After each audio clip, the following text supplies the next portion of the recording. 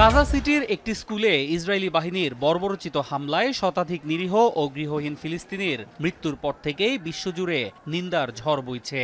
ইসরায়েলের পক্ষ থেকে ভবনটিতে হামাস সদস্যরা লুকিয়েছিলেন বলে দাবি করা হলেও প্রাণ গেছে নিরস্ত্র অসহায় ফিলিস্তিনিদের, যাদের বেশিরভাগই নারী ও শিশু।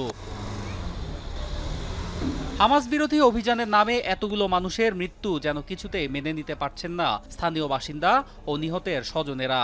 অথচ হামলার পর থেকেই নীরব ভূমিকা পালন করে আসছে পশ্চিমারা, নিশ্চুপ আরব বিশ্বও।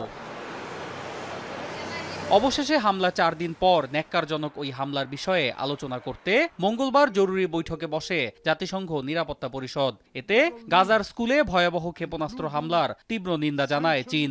অন্যদিকে জাতিসংঘে নিযুক্ত ফিলিস্তিনি প্রতিনিধি রিয়াদ মনসুর বলেন, বিশ্ব সম্প্রদায় যতই হামলার নিন্দা জানাক না কেন, ইসরায়েল এসবের পরোয়া করে না। আর হামলার নিন্দা জানিয়ে জাতিসংঘে মার্কিন প্রতিনিধি লিন্ডা থমাস বলেন, গাজায় যুদ্ধবিরতি কার্যকর হলেই মধ্যপ্রাচ্য জুড়ে উত্তেজনা কমে আসবে।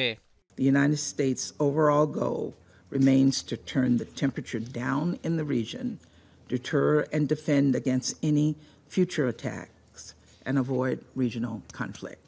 এর মধ্যে মার্কিন প্রেসিডেন্ট জো বাইডেন বলেছেন, হামাস নেতা হানিয়া হত্যাকাণ্ডের জেরে ইসরায়েলি ভূখণ্ড লক্ষ্য করে যে কোনো মুহূর্তে ইরানের হামলার আশঙ্কা করা হলেও গাজায় যুদ্ধবিরতি কার্যকর হলে হয়তো হামলা চালানো থেকে বিরত থাকবে তেহরান।